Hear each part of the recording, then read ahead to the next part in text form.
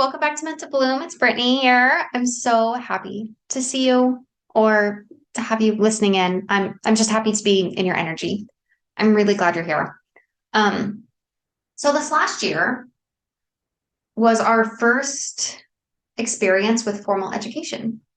I'd always, air quotes, homeschooled my kids through preschool, which basically consisted of coloring and occasional activities, story time at the library, and watching a ton of number blocks, which, oh my goodness, I get number blocks to sponsor me? Sorry, I'm moving my microphone. Number blocks. Seriously, my 6-year-old and my 5-year-old can both do simple multiplication because of number blocks. I did not teach them that.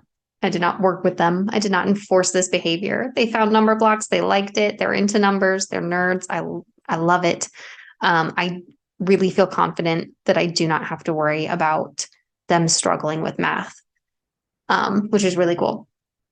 But anyways, I know how smart my kids are because I hear them. They tell me all the time, 3 threes is 9.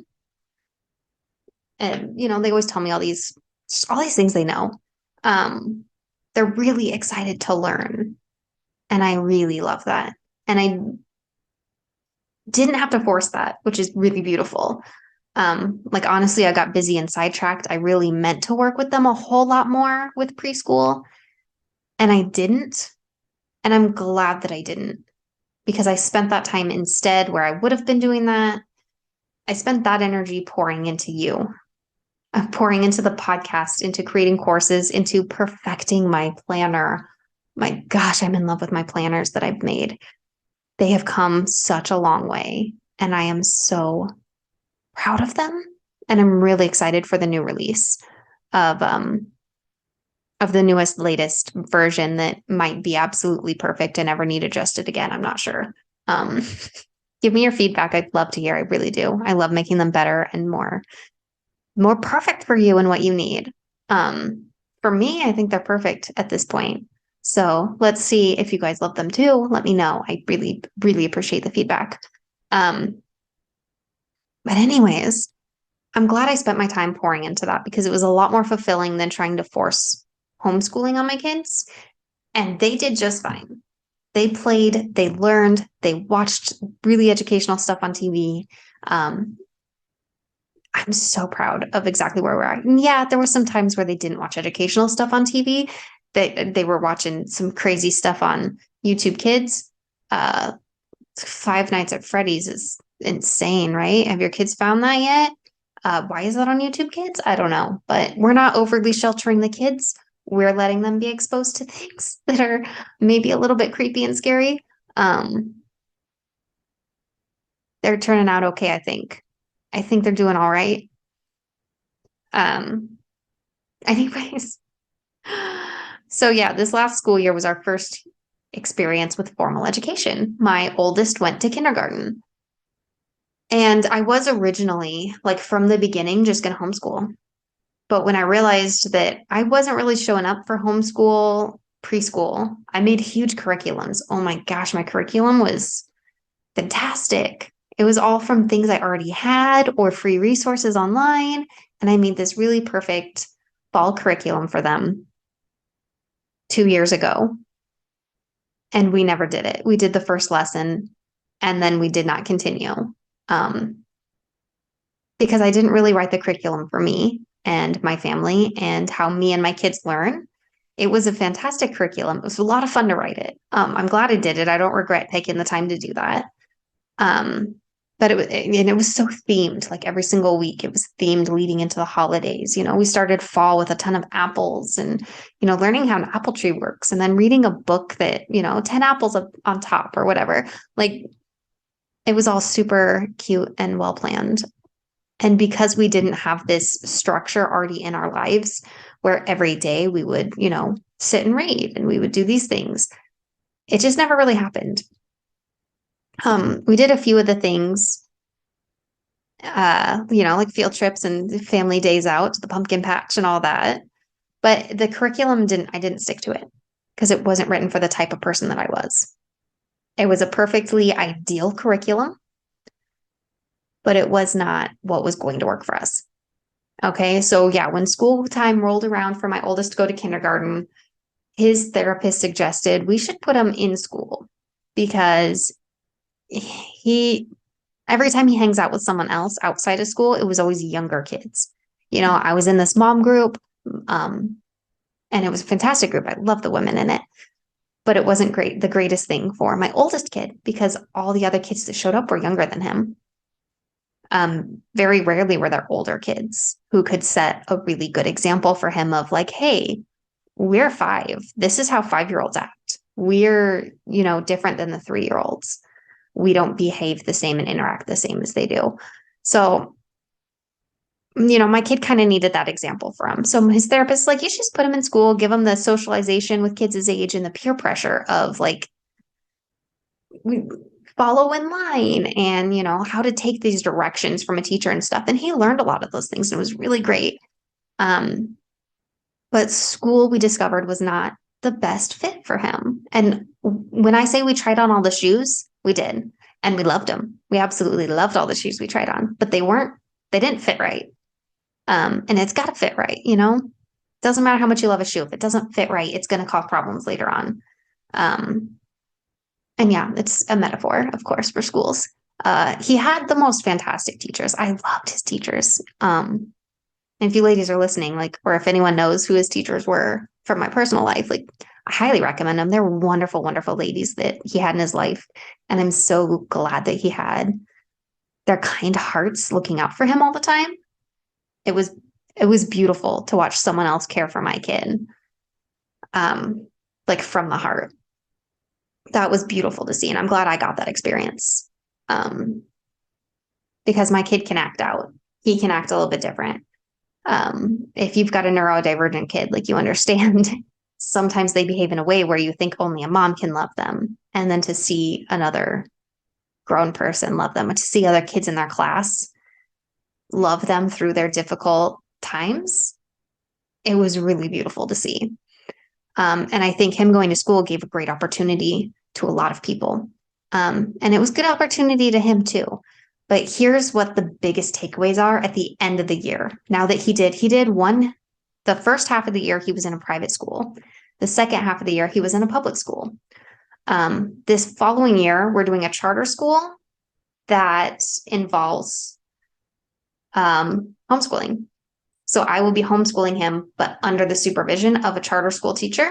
And he will also have charter school enrichment classes to go to that are less hours, less days. Like seriously, it's 1 day a week for 3 hours. But then he'll also have the opportunity of field trips and, the school puts on all of the festivals and all that stuff that we'll be able to go to.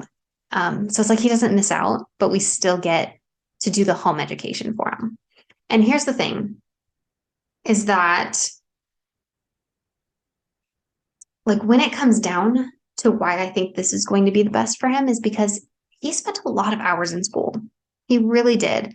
And he kind of thrived on a modified schedule where he only went for half a day. I picked him up after lunch because it just got to be too much for him. He gets so easily overwhelmed, and so do I.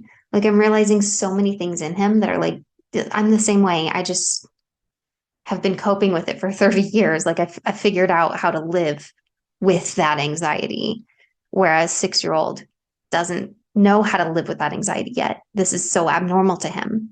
And you know what? I don't want anxiety to be normal for him. I don't want him to constantly be in situations where he is anxious. If we have the capability of modifying what he's going through to remove some of his triggers, to help him take things easier, to help him live a life that he actually enjoys living, then why not? I mean, as adults, we try to do that for ourselves, right? We seek peace and ease and joy. And I want that for my kid. And so watching from the outside, giving it a whole year, what it really came down to was that I had to look at how he interacts in these situations, what's working for him and what doesn't. And, most of the schools want your kids in school for like 7 hours a day, and that's a lot for him. And here's the thing is he can learn in 1 hour what they would teach him in 7. So why spend all day in these stressful situations where there's other people around? He gets social anxiety. And, we saw that a lot on recess too, is when there's a lot of kids, he withdraws and he doesn't want to be involved. And guess what? I do the same thing. I passed up a lot of job opportunities growing up when I was a young adult because in the job description and whatnot, they said the interview would be a group interview. And I was self-aware enough to know if I'm in a group, I'm not going to talk. I'm going to clam up. I'm going to think my voice means less than anyone else's voice in that room. Or if I do start talking, I'm going to start flubbing my words and I'm going to start tripping over what I'm trying to say because I'm so nervous to have all these eyes on me and all these people paying attention to me. And it took a lot for me to work through things like that to be in a point where I can speak up in a group of people. And I'm still not comfortable with it. But it took a lot to overcome that crippling fear that I could not do it. And my kid is the type, you cannot read aloud in class. Neither could I. I mean, popcorn reading, I was like, if you call on me, I will never speak to you again. If you popcorn this reading to me, I do not want to read in front of people. And so I know what my kid is going through when he has social anxiety. I get it.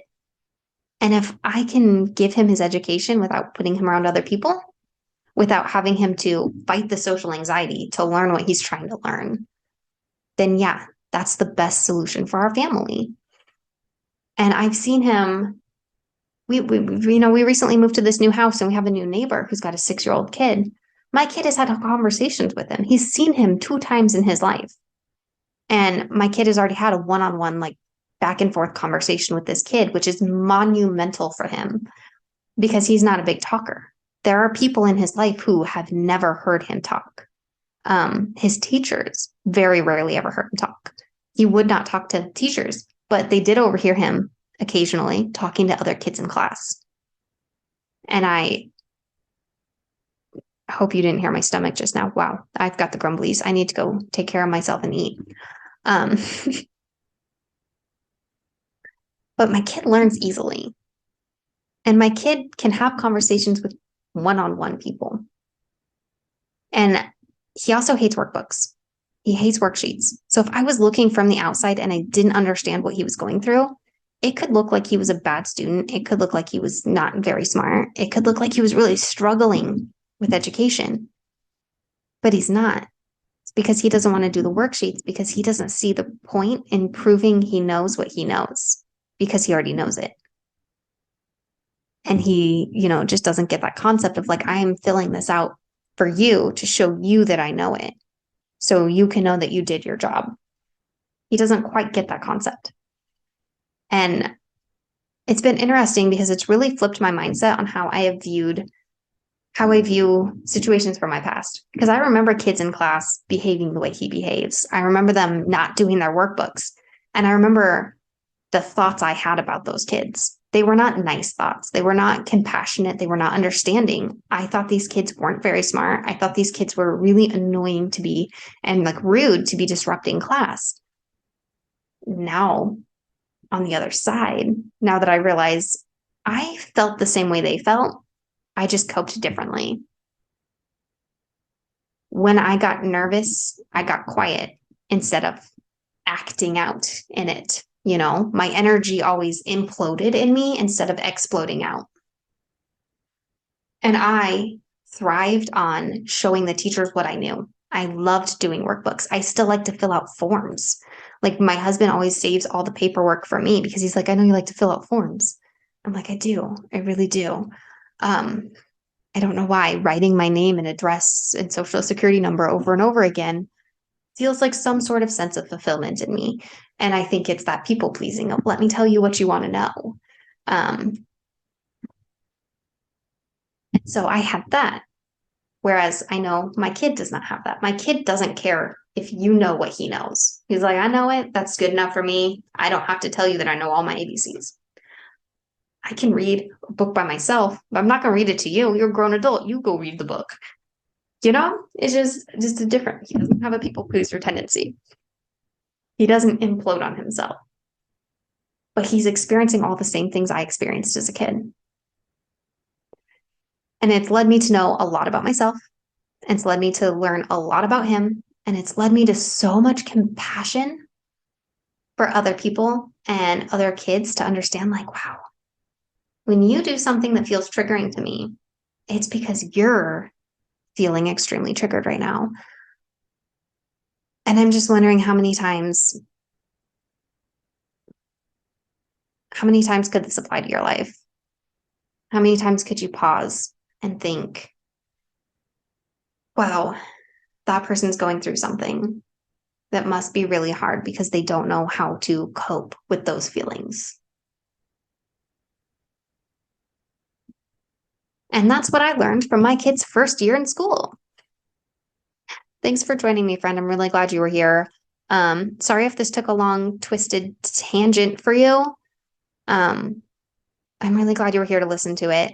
And I hope that as you're thinking about what schools to put your kids in, what to do, whether you should homeschool or private school or public school or charter school, just know every kid is different.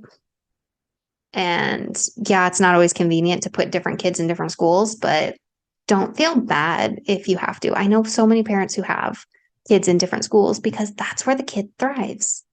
And it's all about, where is this kid going to thrive? What's going to be best for them? What are they capable of coping with?